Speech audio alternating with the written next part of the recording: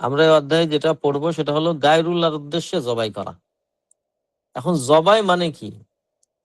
যাবহুল বাহাইম বা চতুষ্পদ জন্তুকে কি করা? জবাই করা, বা ইরাকাতুদ দাম, ওই যে মানে ছুরি চালিয়ে রক্ত বের করে দেয়া। এটা সবাই বুঝে, এটা ব্যাখ্যা করার প্রয়োজন নেই। এখন আপনারা যদি এই ইয়েটা দেখেন, অধ্যায়টা দেখেন, প্রথমেই লেখক রাহিমাহুল্লাহ এই অধ্যায়টা শুরু করেছেন কোরআন মাজিদের একটা আয়াত দিয়ে, অসাধারণ একটা আয়াত। এই আয়াত যদি আমরা ভালো করে বুঝে যাই, আমাদের জীবনে তাওহীদ স্থায়ী হবে, কিংবা তাওহীদ বুঝতে সুবিধা হবে। শিরিক বেদাত আমাদের থেকে, শিরিক এবং কুফরি আমাদের থেকে বিদায় নিবে, যদি এই আয়াতটা প্রত্যেকে আমরা বুঝতে পারি। আয়াতটা হলো কি? এই আয়াতকে কিন্তু আপনারা প্রত্যেকেই মুখস্থ করবেন এবং সুন্দর করে বিশুদ্ধভাবে মুখস্থ করবেন। আয়াতটা হলো, আল্লাহ তাআলা বলছেন, কুল, হে রাসূল আপনি বলুন, ইন্না সলাতি, অনেকেই পড়ে ইন্না সলাতি, না ইন্না সলা হবে না, ইন্না সলাতি, ইন্না সলাতি ওয়া নুসুকি ওয়া মাহইয়ায়া ওয়া মামাতি লিল্লাহি রাব্বিল আলামিন। বলুন হে রাসূল, অবশ্যই আমার সালাত অথবা নিশ্চয় আমার সালাত তথা নামাজ, নুসুকি আমার কুরবানি, কুরবানির অপর নাম কিন্তু নুসুক বলে। আমার নুসুক, আমার কুরবানি, ওয়া মাহইয়ায়া ওয়া মামাতি, আমার জীবন, আমার মরণ, লিল্লাহি রাব্বিল আলামিন, একমাত্র আমার জগৎ বিশ্বের প্রতিপালক রবের জন্য, লা শারীকা লা, যার কোনো শরীক নাই, লা ফিল রুবুবিয়্যা ওয়ালা ফিল উলুহিয়্যা ওয়ালা ফি আসমাই সিফা, যার শরীক রুবুবিয়াতেও নেই, উলুহিয়াতেও নেই, আসমা ও সিফাতেও নেই। উলুহিয়াত কাকে বলে মনে আছে? যে সকল ইবাদত একমাত্র আল্লাহর হবে, এটাকেই বলা হয় উলুহিয়াত তথা তাওহীদুল ইবাদা। রুবুবিয়াত কাকে বলে? আল্লাহর সকল কর্ম, আল্লাহ তাআলা যে কাজগুলি করেন, যেমন রুবুবিয়াতের যে মূল মূল যে বিষয়গুলি রয়েছে, যে আল খালক ওয়াল মুলক ওয়াত তাদবীর, যে সৃষ্টি, মানে রাজত্ব বা মালিকানা এবং নিয়ন্ত্রণ, এই তিনটা হলো রুবুবিয়াতের মেইন বৈশিষ্ট্য, যা পৃথিবীর কোনো কিছুর মধ্যে ন্যূনতম নেই। তো এই যে যেগুলি বললাম, আবার আসমা ও সিফাত, আল্লাহ তাআলার সুন্দর নাম রয়েছে, গুণাবলী রয়েছে, এর মধ্যেও কারোর কোনো ন্যূনতম কোনো শরীক নেই, অংশ নেই। এটা যদি আপনি বুঝে যান, তাহলে আপনার জীবনে কামিয়াবি আসবে। দেখেন, আল্লাহ তাআলা বলছেন, ইন্না সলাতি, আমার সালাত, সকল সালাত, এটা একমাত্র আল্লাহর জন্য, কোনো মাখলুকের জন্য আপনার নামাজ হবে না। অনুসুকি, আমার কুরবানি, এখানে কুরবানি দ্বারা আপনি চতুষ্পদ জন্তু কুরবানি যদিও এখানে উদ্দেশ্য, কিন্তু আপনি যদি আরো কয়েকটা মত দেখেন, তাহলে যত প্রকার উৎসর্গ আছে, যত প্রকার উৎসর্গ আছে, উৎসর্গ কিন্তু অনেক কিছু হয়। হ্যাঁ, যে আমি আমার অমুক জিনিস তোমার জন্য উৎসর্গ করে দিলাম, এরকম কাজগুলি করা যাবে না। উৎসর্গ করা, উৎসর্গ শব্দটা বলা ঠিক না, কারণ এটা আল্লাহর জন্য দেয়া, এটাই ভালো, উত্তম। তো সকল প্রকার কুরবানি, মাহইয়ায়া, আমার জীবন, তার মানে আপনার জীবন, জন্ম থেকে নিয়ে মৃত্যু পর্যন্ত, এটা কিন্তু আল্লাহর জন্য আপনাকে বেঁচে থাকতে হবে। অমামাতি, আমার মৃত্যু, লিল্লাহি রাব্বিল আলামিন, অর্থাৎ আপনি যে কোনো কিছুর জন্য কিন্তু জীবন দিতে পারেন না, আপনার বেঁচে থাকতে হবে আল্লাহর জন্য, আবার যদি মরতে হয়, মরাটাও আল্লাহর জন্য হবে। এখান থেকে তো কট খেয়ে যাবে আমাদের অনেক ভাইয়েরা, এই আয়াতটা মানতেই চাবে না, হাজার বছর ধরে মসজিদে শুনতেছে আয়াতটা, কিন্তু নিজের জীবনের সাথে যখন বিরোধিতায়, মানে বিরোধী হয়ে যায়, তখন গিয়ে কি করে, তখন গিয়ে আর মানে কি বলে, মানতে চায় না। যেমন আপনি গণতন্ত্রের জন্য জীবন দিয়ে দিচ্ছেন, আপনি বলতেছেন জুলুম করতেছে, জুলুম করতেছে। আরে ভাই, কাফেরদের থেকে বড় জুলুম, ইহুদিদের থেকে বড় জুলুম কি এরা করতেছে আপনাকে? রাসূলুল্লাহ সাল্লাল্লাহু আলাইহি ওয়াসাল্লামের জামানার ইতিহাস জানেন কিছু? সাহাবাদের জামানার ইতিহাস কিছু জানেন? হ্যাঁ, তাবেঈদের জামানার ইতিহাস কিছু জানেন? আমাদের ইমামদের জামানার ইতিহাস জানেন? ইবনে তাইমিয়া রাহিমাহুল্লাহ জামানার ইতিহাস জানেন? হ্যাঁ, মঙ্গোলিয়ারা যে অত্যাচার করেছে, এর ইতিহাস জানেন? আর আপনি দেশের জন্য জীবন দিয়ে দিচ্ছেন, বিরাট বড় বড় শহীদ লাগাইতেছেন। মাথায় রাখতে হবে, আপনার মরণ হইতে হবে আল্লাহর জন্য। আপনি যে কোনো কিছুর জন্য আপনি জীবন দিতে পারেন না। উহুদের যুদ্ধ সম্পর্কে আপনারা জানেন, অবশ্যই জানেন। উহুদের যুদ্ধ ইসলামের মধ্যে দ্বিতীয় অন্যতম। প্রথম প্রথম হলো বদর, দ্বিতীয় হলো উহুদ। এই মহা গুরুত্বপূর্ণ যুদ্ধ স্বয়ং আল্লাহ নবী সাল্লাল্লাহু আলাইহি ওয়াসাল্লাম যে যুদ্ধে নেতৃত্ব দিয়েছেন, এই যুদ্ধেও যদি আপনি দেখেন মুসলমানদের সংখ্যা ছিল 700। মুসলমানদের মানে যখন শহীদ হয় 10% মতো, 10% তথা 700 জনের 10% যদি আপনি ধরেন তাহলে কত, 70 জন হয়।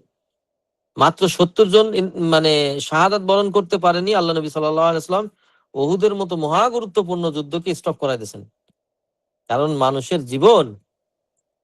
জীবন মুসলমানের জীবনের অনেক দাম, শক্তি নষ্ট করা উচিত না।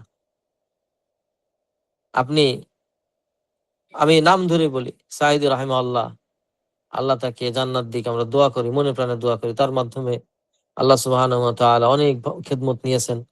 তার ভুল ভ্রান্তি অজ্ঞতার কারণে হয়ে থাকলে আল্লাহ তাকে মাফ করুন, বেদাতি কিছু বলে থাকলে সেখান থেকে আমাদেরকে হেফাজত করুন। বাকি দিন তার মাধ্যমে জাতি উপকৃত হয়েছে সেই আমলে। এখন কথা হলো, এই ব্যক্তি যখন ফাঁসির আদেশ হইল, আপনি জানেন যে আপনি মানে ময়দানে নামলে আপনাকে গুলি করে মেরে ফেলবে। আমাদের বাংলাদেশের জমিনে রাজপথে প্রায় 150 জন মানুষ মরে গেল একটা ব্যক্তির জন্য। আপনি বিশ্বাস করেন এই ব্যক্তি যদি নির্দিষ্ট কোনো দলের না হইতো তাহলে মানুষ এভাবে রাস্তায় নামতো বলে মনে হয় না। কারণ বাংলাদেশে কি আর কোনো বড় বড় আলেম ছিল না? তার জন্য কয়জন নেমেছে মাঠে? আমি নামার পক্ষে গান গাচ্ছি না, আমি বুঝাতে চাচ্ছি আপনি যা বিশ্বাস করেন, আপনি ওইটাকে হক মনে করেন, তাহলে একজনের জন্য আপনি করতেছেন, আরেকজনের জন্য করতেছেন না কেন? তার মানে সে আপনার দলের, আপনার কাছে দলটাই গুরুত্বপূর্ণ, আপনার কাছে আল্লাহর দ্বীন গুরুত্বপূর্ণ না।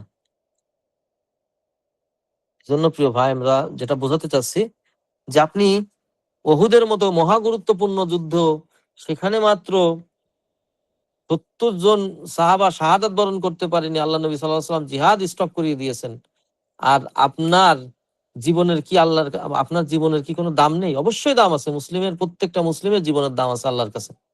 আপনি ব্যক্তির জন্য জীবন দিয়ে দিচ্ছেন, অথচ আল্লাহ তাআলা কোরআনুল মাজিদের মধ্যে বলছেন, ওয়া মামাতি লিল্লাহি রাব্বিল আলামিন লা শারীকা লাহু, এতে কোনো শরীক নেই। অর্থাৎ আপনি জীবন আল্লাহর জন্য দিবেন, অন্য কারোর জন্য জীবন দিতে পারবেন না, এই শরীক করতে পারবেন না। আপনি কোনো এক মেয়ের ভালোবাসায়, অবৈধ ভালোবাসায় পাগল হয়ে তার বিয়ে হয়ে গেছে অন্য জায়গায়, টকাস করে বিষ খেয়ে নিয়েছেন। কে ভাই? আপনার মা আপনাকে ওই পর্যন্ত মানে মানুষ করার ক্ষেত্রে আপনার বাবার মাথার ঘাম পায়ে পড়েছে, মানে পায়ে পড়ে আপনার ইনকাম করে ওই পর্যন্ত বানাইছে। বালেগ হয়েছেন, টকাস করে আপনি এবার আরেকজনের জন্য জীবন দিয়ে দিচ্ছেন। হ্যাঁ, এগুলো হলো কুফুরির পর্যায়ে চলে যায়। এগুলি কুফুরির পর্যায়ে চলে যায়। এই সমস্ত আত্মহত্যাগুলি অনেক সময় কুফুরি পর্যায়ে চলে যায়। ঈমান থাকে না অনেকেরই। আপনার বাঁচতে হবে আল্লাহর জন্য, মরতে হবে আল্লাহর জন্য, ইবাদত হবে আল্লাহর জন্য, কুরবানি হবে আল্লাহর জন্য।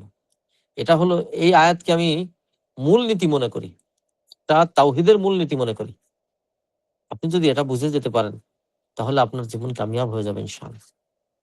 আপনার সামনে আমি এত বলছি যে আপনি গণতন্ত্রের জন্য আপনি এই করতে পারবেন না। আপনি বলতেছেন অমুক চলে আসবে ক্ষমতায়। আরে ভাই, অমুক চলে আসবে যে শর্ত মেনে, আপনার দলও ওই একই শর্ত মেনেই ক্ষমতায় আসবে। আপনার বিশ্বাস হচ্ছে না?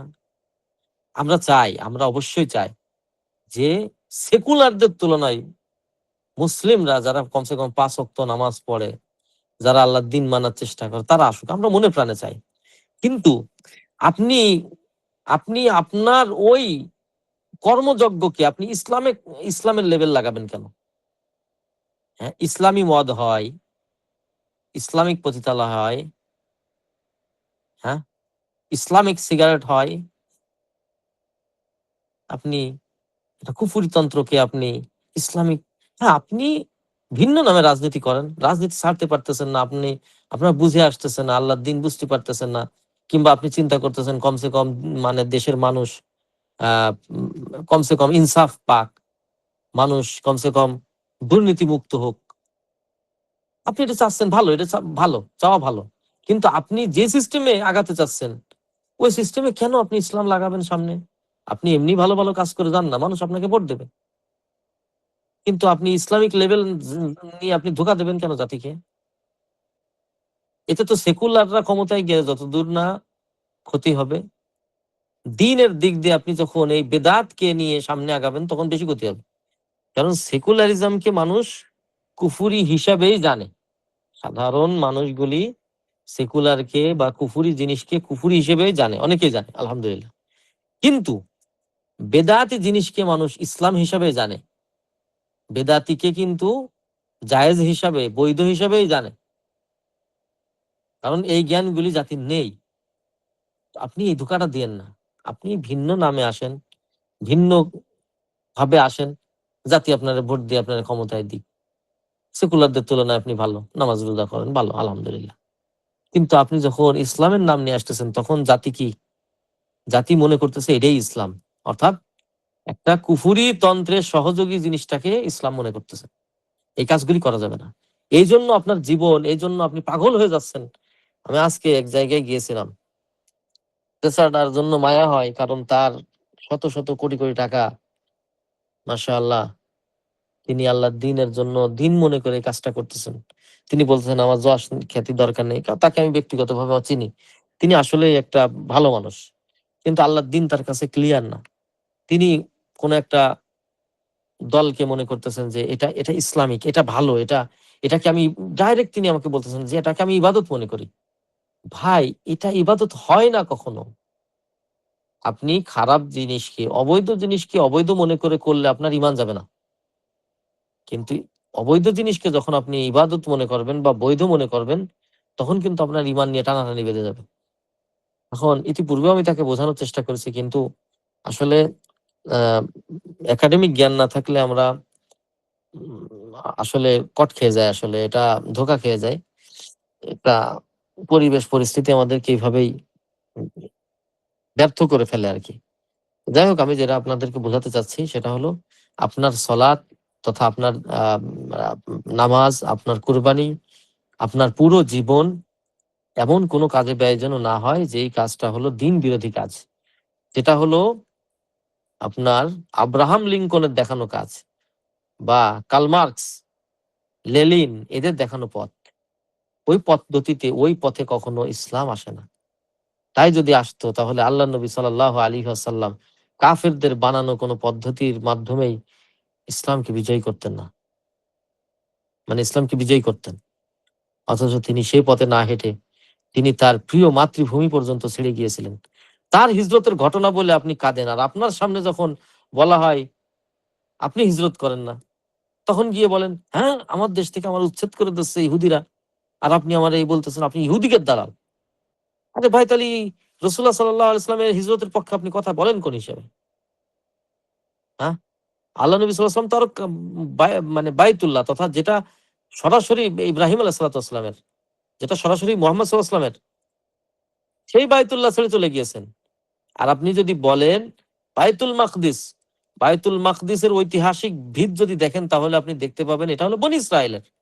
ইব্রাহিম আলাইহিস সালাতু ওয়াস-সালামও এটা নির্মাণ করেছেন, ঠিক আছে। কিন্তু এটা ইসহাক আলাইহিস সালাতু ওয়াস-সালামের। ওইখানে সারাটা জীবন বসবাস করেছে ইহুদিরা। কিন্তু তাওহীদের বদৌলতে উত্তম ওয়ারিশ হয়েছেন আপনি, আমি, মুসলিম। কিন্তু পৈতৃক সূত্রে যদি বলেন তাহলে ওইটার মূল মালিক কারা? ইহুদিরা।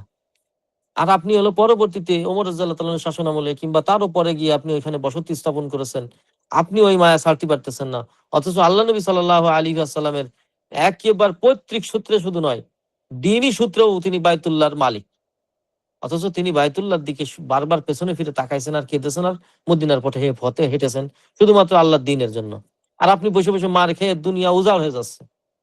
আপনি হিজরতের কথা বলে কান্দেন, আর আপনার হিজরতের কথা বললে আপনি বলেন তুই ইহুদির দালাল। Double standard.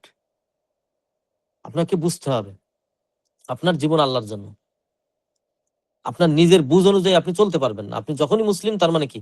আল ইসতিসলামু লিল্লাহি বিত-তাওহীদ ওয়াল ইনকিয়াদু লাহু বিত-তাআহ ওয়াল বারাআতু মিনাশ শিরকি ওয়া আহলিহি।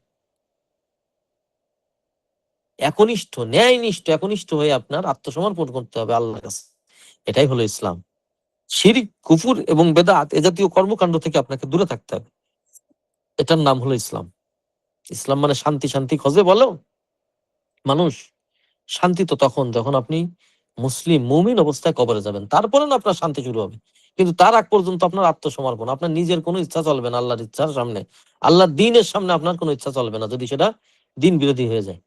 আপনাকে আল্লাহর দিন বুঝায় আর আপনি আমাকে বলেন, আপনি আমাকে কি বলেন, ভাই কিংবা হুজুর এর বিপরীতে তো অমুক আসলি তো এই হয়ে যাবে। আপনাকে কে বলেছে? সারাটা সারা জীবন বিগত 1400 বছর মুসলমানরা আসলে কোনোদিন ভালো থাকতে পারেনি, নির্যাতন নিষ্পেষণে ছিল। আপনি বিগত 1400 বছর ইতিহাসে মুসলমানদের যে সমস্ত খেলাফত বলেন, খেলাফে আব্বাসিয়া, উসমানিয়া, হ্যাঁ, বা উমাইয়া, আপনি এই খেলাফত গুলি দেখেন না? তাবিদের জামানার খেলাফত দেখেন না? সাহাবাদের জামানার খেলাফত দেখেন না? কয়জন ভালো শাসক ছিল? শাসক যারা হয় তারা ভালো থাকতে পারে না, এটাই সত্য কথা। আপনাকে পড়ালেখা করতে হবে। আপনি মনে করতেছেন আপনি ওই জায়গায় গেলে ভালো হয়ে যাবেন, সম্ভব না। এতটা গুড়াচ্ছেন না, কারণ ওই জায়গাটাই খারাপ। লিডিং পজিশনটা আসলে ঠিক না। মানে আপনি চাবেন কেন? আপনাকে জোর করে যদি দেওয়া হয় তাহলে আপনি নেবেন। আপনি দায়িত্ব কেন কাঁধে নিবেন? বোকারা হলো ঘাড়ের পরে দায়িত্ব বোঝায়। এই যে গাধার উপরে মানুষ বোঝা চাপায়।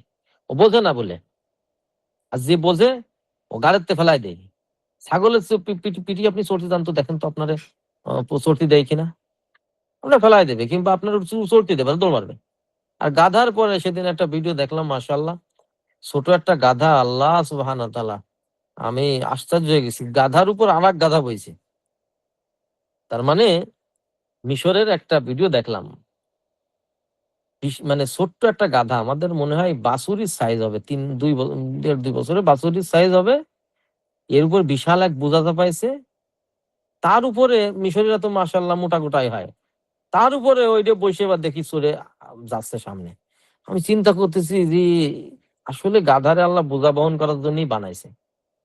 না হলে এ গাধা জীবনেও এটা সহ্য করতে পারত না। ভাইঙ্গে দমড়ায় মুচড়ায় যেত। আমি যেটা বোঝাতে চাচ্ছি যে আপনি জোর করে কেন দায়িত্বের জন্য যাওয়ার জন্য পাগল হয়ে যাবেন? সাহাবারা দায়িত্ব নিতে চাইতেন না। পেছনে থাকতেন, পালায় থাকতেন। দায়িত্ব যখন এসছে তখন তারা নিয়েছেন। যখন তাদেরকে দায়িত্ব দেওয়া হয়েছে তখন তারা নিয়েছেন। তারা পর্যন্ত নেয়নি। কিন্তু আপনি দায়িত্ব পাওয়ার জন্য বাড়ি হাঁটতেছেন, মাইকিং করতেছেন, পায়ে হাত দিচ্ছেন। এত কাজ কেন করতেছেন? আজকে আলহামদুলিল্লাহ আমি সন্ধ্যার পরে একজনের সাথে দেখা হয়েছে। লোকটার কথা শুনে ভালোই লাগলো। অনেক শিক্ষা পেলাম তার থেকে। যদিও প্রত্যেকটা আপনারা জানেন, কিন্তু আমার নতুন করে আমার কাছে ভালো লেগেছে।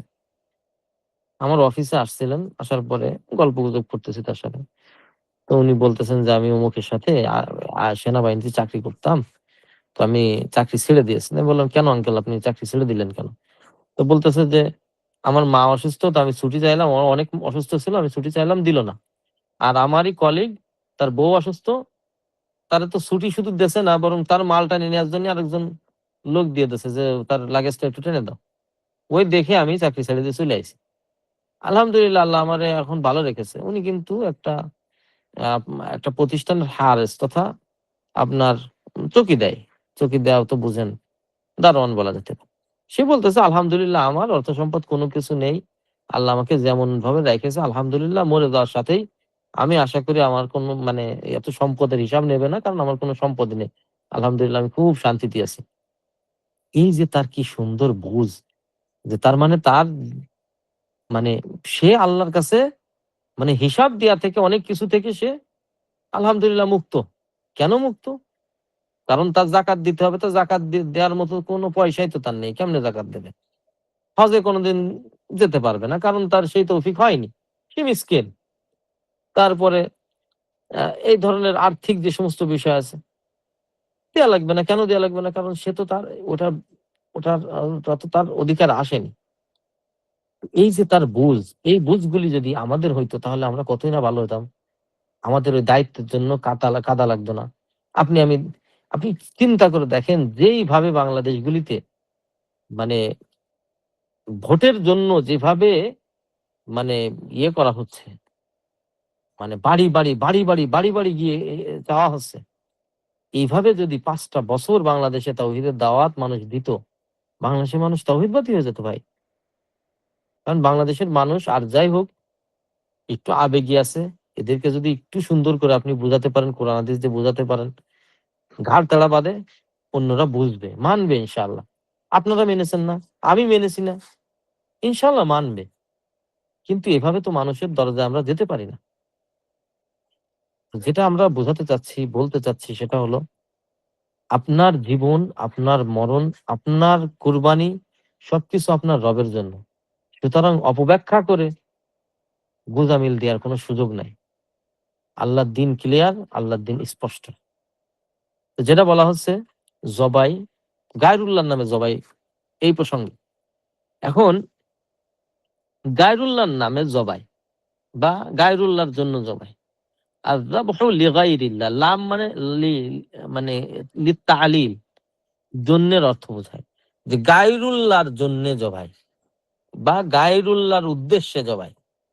এখন উদ্দেশ্যে জবাই যদি আপনি বলেন, তখন তো স্বাভাবিকভাবে আপনি বলতে পারেন, হুজুর তাহলে তো আর আমার বাড়ি, আমার দোলাভাই আসলে কিংবা আমার জামাই আসলে বা আমার বাড়ি আমার বাবা মা বেড়াতে আসলে, তাহলে তো আর মুরগি জবাই করতে পারবো না, কারণ ওটা তো আর আমি আল্লাহর জন্য জবাই করি না, ওটা তো আমি জবাই করি আমার বাপ মা আসছে তাই।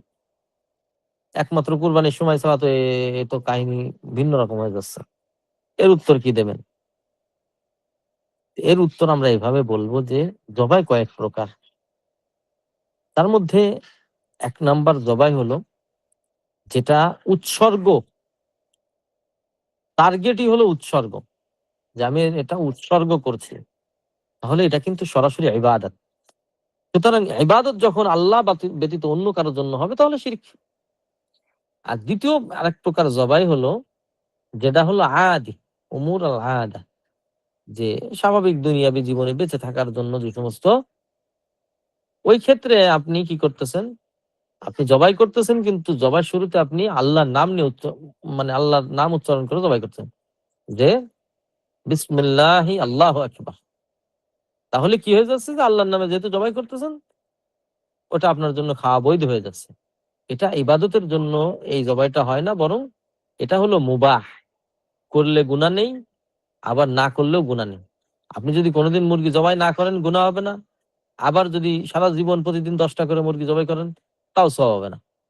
হ্যাঁ, সওয়াব হবে যদি আপনার উদ্দেশ্য থাকে যে আমি এই মুরগিটা জবাই করছি কিংবা এই ছাগলটা জবাই করছি, এর মাধ্যমে আমার ফ্যামিলির লোকজন খাইবে, শক্তি পাবে, আল্লাহর ইবাদত করবে, আমরা পরিতৃপ্ত হয়ে আল্লাহর শুকরিয়া আদায় করব, আল্লাহর ইবাদত বন্দেগী করব। তাহলে ভাই ইনশাআল্লাহ এর মধ্যে সওয়াব আছে, অফুরন্ত সওয়াব আছে।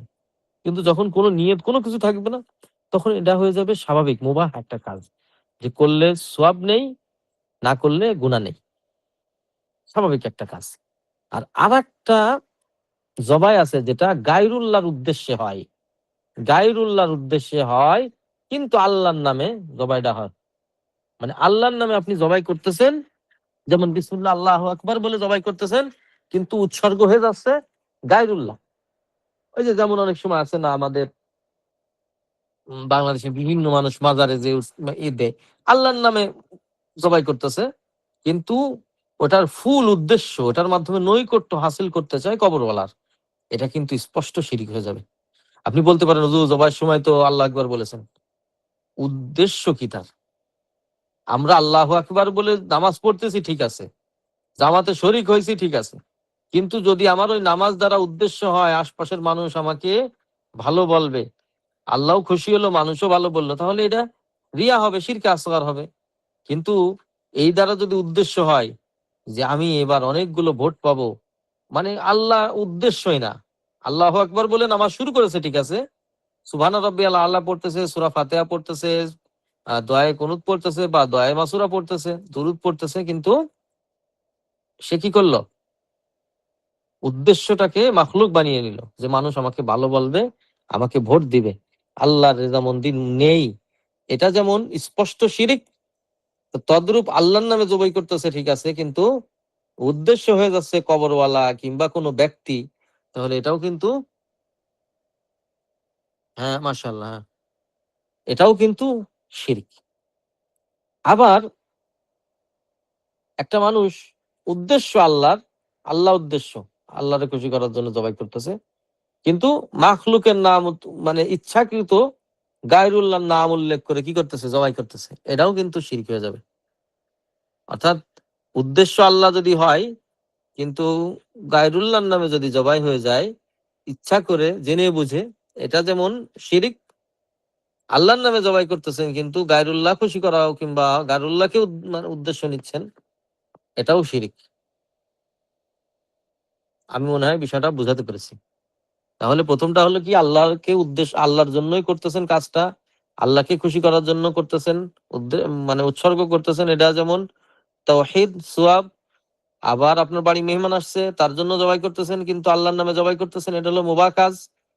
এটা যদি আপনার মনে হয় যে আল্লাহ নবী সাল্লাল্লাহু আলাইহি ওয়াসাল্লাম মেহমানদারি করেছেন, সুতরাং আমিও মেহমানদারি করব, তাহলে ভাই এটা সুন্নাহ, সমস্যা নেই। আবার এক প্রকার জবাই, মানে আমি কিন্তু আবার মানে করতেছি, রিপিট করতেছি, আল্লাহর নামে জবাই করতেছেন কিন্তু উদ্দেশ্য গায়রুল্লাহ, এটা শিরিক হয়ে যাবে। আবার আল্লাহ উদ্দেশ্য কিন্তু গায়রুল্লাহর নামে জবাই করতেছেন, এটাও শিরিক হয়ে যাবে। আশা করি বিষয়টা বুঝেছেন। ফলে আমরা যে কথাগুলি বললাম, এই কথার মাঝে কিন্তু আমাদের ভাই একজন প্রশ্ন করেছেন, এই প্রশ্নের উত্তর চলে আসছে যে বিল্ডিং ওঠানোর সময় মুরগি জবাই দিয়ে কলামের গোড়ায় রক্ত দেয়, এটা স্পষ্ট শিরিক হয়ে যাবে। কারণ এটার দ্বারা উদ্দেশ্য হওয়াই, মানে এটা উদ্দেশ্য করতেছে ওই গারুল্লাহ। এটা হলো একেবারে সরাসরি মক্কার মুশরিকদের কালচার। এই যে যেমন আমাদের পদ্মা সেতু যখন তৈরি করবে তার আগে পদ্মার পাড়ে দেখছিলাম ওই চাইনিজরা এই সাদা সাদা মুরগিগুলি, মনে হয় পোল্ট্রি মুরগি, এগুলি জবাই করে রক্ত ওই এখান দিয়ে ওই নদীতে দিয়ে দেয়। এর মানে হলো গায়রুল্লাহকে উদ্দেশ্য করে, গায়রুল্লাহর মানে তথা ওই জিনের আসর থেকে বাঁচার জন্য এই কাজগুলি করে থাকে। তো এই কাজগুলি কিন্তু স্পষ্ট শিরিক হয়ে যাবে। উদ্দেশ্য হবে একমাত্র আল্লাহ। আপনি কোনো জিনিস জবাই দিচ্ছেন, এটা যদি মেহমান হয় তাহলে সমস্যা নেই, কিন্তু যদি আপনার ওই যে বিল্ডিং উঠানো এইসব, হ্যাঁ, বিল্ডিং উঠানোর সময় যদি আপনার মনে হয় যে আমার বাড়ি মেহমান আসতেছে, কিংবা খুশি যে আমি এতদিন গরিব ছিলাম, মিসকিন ছিলাম, খড়ের ঘরে ছিলাম, মাটির ঘরে ছিলাম, আল্লাহ তাআলা আমাকে তৌফিক দিয়েছেন একটা বিল্ডিং করার, শুরু হচ্ছে আজকে, আমার খুশি লাগতেছে, এই খুশিতে আমি গোশত খাবো, আমার পরিবারকে গোশত খাওয়াবো, এই উদ্দেশ্য যদি জবাই দেয় আলহামদুলিল্লাহ। কিন্তু ওই জবার সময় যদি একটুখানি রক্ত বিল্ডিং এর গোড়ায় দিচ্ছি, তাহলে ভাই এটা কিন্তু উদ্দেশ্য হয়ে যাচ্ছে গায়রুল্লাহ। আপনি মানে বিভিন্ন অনিষ্টতা থেকে বাঁচার জন্য এই কাজটা করতেছেন, এটা কিন্তু স্পষ্ট জাহেলিয়াত শুধু নয়, বরং এটা শিরিক হয়ে যাবে। কারণ আপনি এখানে রক্ত কেন লাগাচ্ছেন? নিশ্চয় আপনার উদ্দেশ্য আছে অন্য কিছু, না হয় খালি খালি মানুষ এই আকামটা করে না। আমার মনে হয় আমি কিছু বিষয় আপনাদেরকে বলেছি। আল্লাহ তাআলা আমাদেরকে, আর এ অধ্যায়ের কি আর কিছু আছে? এক ব্যক্তি মাছির ব্যাপারে জান্নাতে প্রবেশ করেছে। হ্যাঁ, এই বিষয়টা ইনশাআল্লাহ আগামী দর্সে আমি আলোচনা করব। আজকে অনেকগুলি কথা বলে ফেলেছি। আশা করছি আপনারা আমরা যে কথাগুলি বললাম প্রয়োজনে আরেকবার রিপিট করে শুনবেন। আ শুনে আমি আগামী দর্সে কিন্তু আপনাদের থেকে জিজ্ঞাসা করব। জিজ্ঞাসা করব এর মানে এই নয় যে আপনি ভয়তে আর ক্লাসে আসবেন না। বিষয়টা এমন না। আমরা এখানে কিন্তু তাওহীদ শিখতে আসছি আল্লাহর জন্য। সুতরাং আমাদের ভুল যাইতে পারে, আমাদের ভুল হবে। আমরা রয়েছি কেন? আমি এখানে আসছি কেন? আমি আসছি যেটা আল্লাহ তাআলা আমাকে জানার তৌফিক দিয়েছেন, ওটা আপনাদের সাথে শেয়ার করব। আপনারা যেটা জানবেন না সেটা আমার থেকে জেনে নিবেন, যেটা আমি জানি। যদি আমি না জানি প্রশ্ন করে রাখবেন, আমি জেনে জানার চেষ্টা করব। মোটামুটি আমরা এখানে আল্লাহর জন্যই আসছি। ফলে এখানে লাজ লজ্জা এগুলি যেন আমার মাথার মধ্যে না থাকে। বরং আমি চেষ্টা করব, আমি যদি না মানে ভুলও পারি বলে ফেলবো। তাহলে কি হবে? আপনার ওই ভুল থেকে আপনি শিক্ষা নিতে পারবেন। আশা করি অনেকগুলি কথা বলে ফেলেছি। আপনারা এর থেকে উপকৃত হবেন ইনশাআল্লাহ।